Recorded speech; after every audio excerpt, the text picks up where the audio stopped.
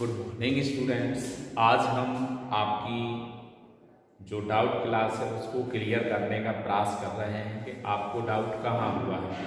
तो आज हम देखते हैं कि आपको जब हमने मूल लॉजिक गेट प्राप्त किए थे किससे, नॉर और नैंड से, तो उस स्थिति में आपको ये दो प्रॉब्लम्स खड़ी हो रही थी कि y इक्वल्स a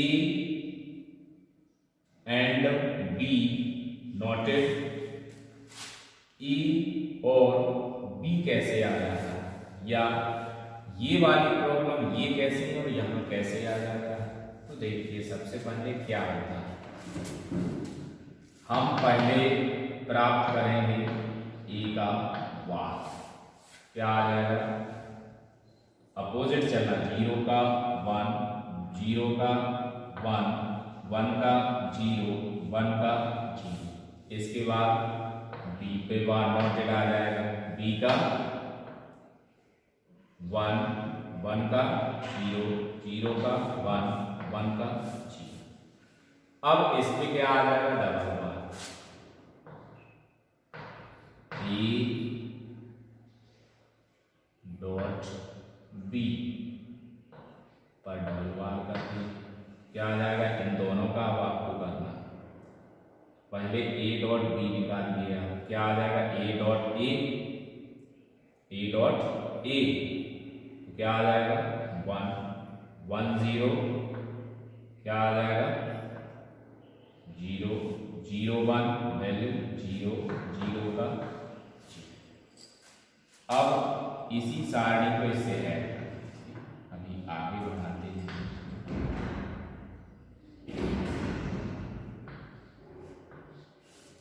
क्या आ जाएगा, a डॉट b पर बार, अब इसका अपोजिट करना तो कितना आ जाएगा, 1 का 0, 1 1 1, ये आ गया। अब आपको ये प्लस वाली वैल्यू निकालना है, तो देखिए क्या आती है, इसकी 0 0, तो यहाँ क्या लिख रहे हैं, a प्लस a और b, 0 0 0, 0 0 और 1 1, 1 और 0 1, 1 1 1। तो आप देखिए इस सारणी से स्पष्ट हो रहा है कि आपका a डॉट b पे डबल नॉटेड किया जाए तो वो a और b के बराबर हो जाता है, जिसके कारण आप देखिए हम इस वैल्यू को ये लिख करके बराबर करते हैं ये। अब आपको समझना है कि इस डॉटेड को ये क्यों लिखा और ये एक दूसरे के अपोजिट हो जाते हैं। इसी को आप समझें कि ये क्यों प्राप्त हो रहा था, इसी को घुमा दीजिए यहाँ से, इसको क्या बना दें, इन दोनों को ले लीजिए, वो इन दोनों को क्या कन्वर्ट कर दें, इसमें क्या आ जाएगा, यहाँ कन्वर्ट करें इस वाले पार्ट a बार। तो इसका देखो सबसे पहले a डॉट बार प्राप्त कीजिए, क्या आ जाएगा, 1 1 का 1, 1 0 का 1, 0 और 1 का 1, 0 0 का 0। अब इस पे बार लगा देंगे, a नॉट और b नॉट नॉटेड, क्या आ जाएगा, 1 का 0, 1 का 0, 1 का 0, 0 का 1। अब यहां से आप a डॉट b प्राप्त कीजिए,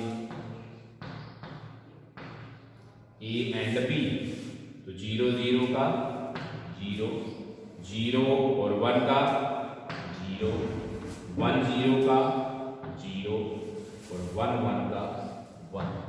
तो इस तरह आप यहाँ भी देखिए इन दोनों की वैल्यू सेम प्राप्त हो रही है, जिसके आधार पे हम ऐसा लिख दें। और हम आपसे आशा करते हैं कि आप भी इस चीज को समझ जाएंगे, क्योंकि आपके सामने सब लिखा हुआ है जो आपको प्राप्त करना है।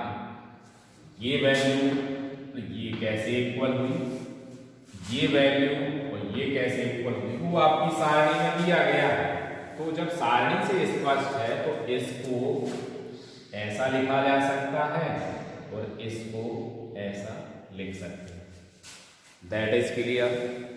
आई होप कि आप सभी इस क्लास को देखेंगे और समझ जाएंगे। एक पॉइंट हमारे लिए बचा हुआ है जिसको हम तरंग वाला पॉइंट है, जो आपका अभी हमें क्लियर करना है, तो इसके बाद हम उसी को देखते हैं।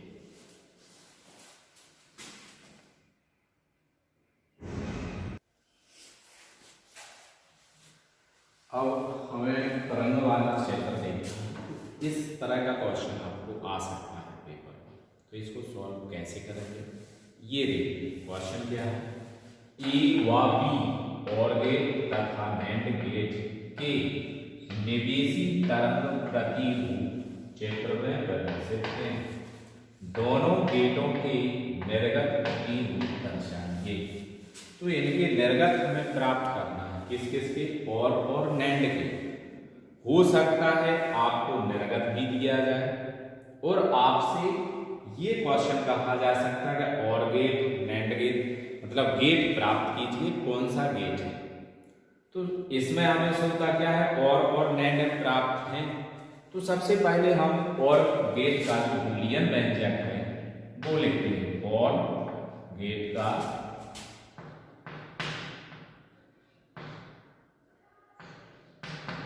बूलियन व्यंजक क्या आ जाएगा, वायु बराबर ए और बी। फिर इसके बाद नैंड गेट का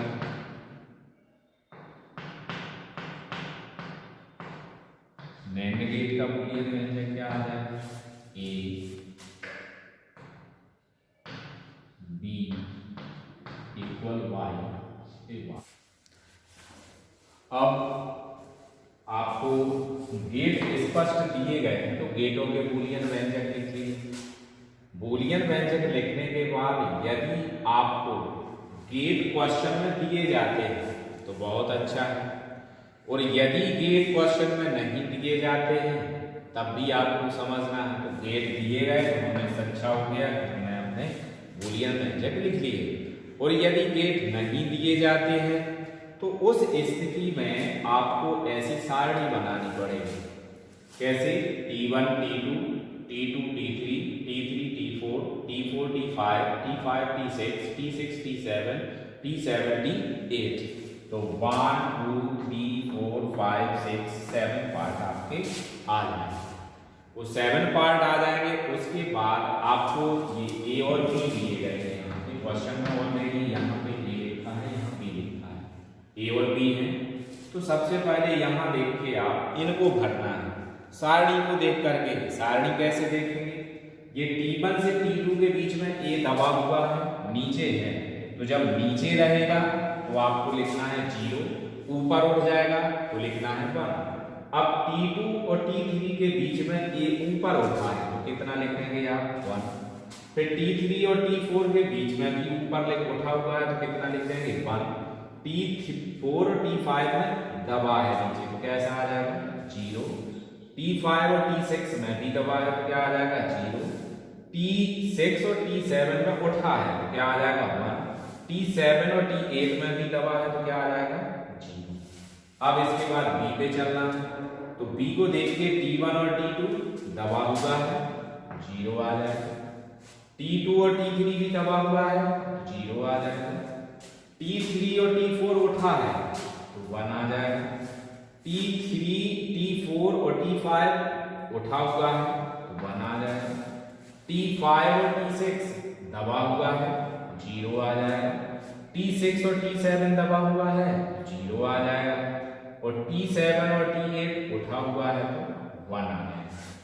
अब इसके आधार पे आपको और गेट का बूलियन व्यंजक हमने ले लिया क्योंकि हमें दिया गया था। जब नहीं दिया जाएगा तो आपको निर्गत इसी तरह निर्गत दिया जाएगा, और निर्गत में आपको यहाँ वैल्यू भरनी पड़ेगी। जैसे कोई भी ये नहीं लिखेंगे, पहले वैल्यू भरेंगे। अब वो किस गेट के बूलियन व्यंजक में ऐसा प्राप्त कर रहे हैं उसको आपको सेट करना पड़ेगा। तो यहाँ 0 प्लस 0, 0 और 0, 0, 1 और 0, 1, 1 1 1, 1 0 1, 0 0 0, 1 0 1, 1 0 1 का 1 आ गया। अब डॉट वाली कंडीशन, डॉट का बार लगाना है NAND गेट में, तो बार में पहले हम डॉट एंड प्राप्त करेंगे, फिर बार करेंगे। 0 एंड 0, 0, 1 एंड 0, 0, 1 1 1, 0 एंड 1, 0, 0 0 0, 1 एंड 0, 0, 0 और 1 एंड 0 और एंड 0 एंड 1, 0। अपोजिट कर दीजिए, 0 का 1, 0 का 1, 1 का 0, 0 का 1, 0 का 1, 0 का 1, 0 का 1। इस तरह हमें ये सारणी प्राप्त हो गई। अब आपको इन दोनों को उठाना है। सबसे पहले इसको उठाएंगे। आपको 0 प्राप्त है, तो T1 और T2 के बीच में देखिए 0 है, 0 बन गए। अब T2 और T3 के बीच में 1 है, तो ऊपर उठा लीजिए आप इसको। ये यहां लिख देते हैं और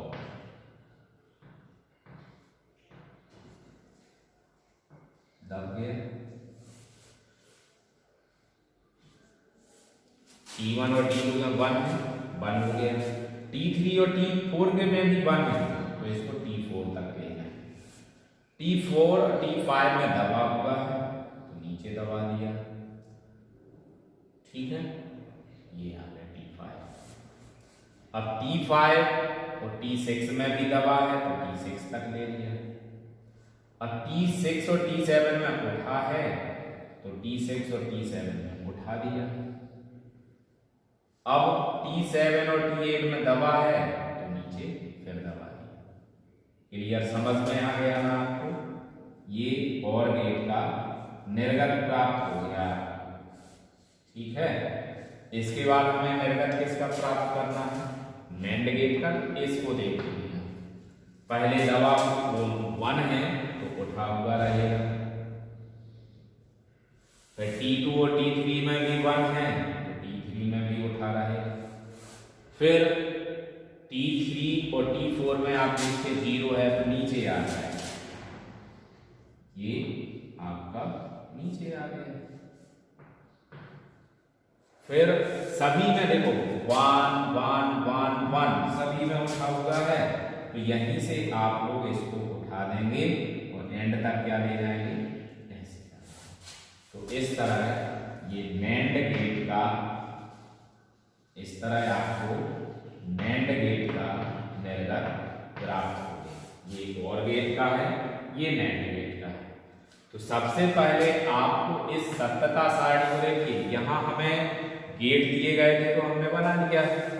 अगर गेट नहीं दिए जाएंगे तो फिर क्वेश्चन ये रहेगा, ये नहीं लिखा है आपका A और B दिया जाएगा और ये पूरी वैल्यू दी जाएगी। वो कहा जाएगा निम्नलिखित में से पहचानिए कि कौन सा गेट है।